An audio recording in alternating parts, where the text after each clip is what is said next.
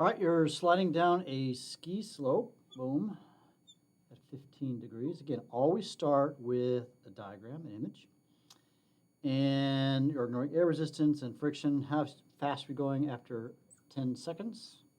So the trick on this, of course, that you've learned in videos with me earlier, if you're watching this somewhere else, it's on an inclined plane, the acceleration is equal to g sine of theta, theta being the angle.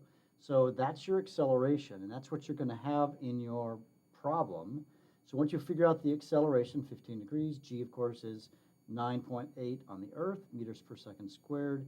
And then you're going to use the equation v2 squared equals v1 squared plus 2ad. You're solving for the distance, how far it's going. You know a, v1, think about it, think it's from rest.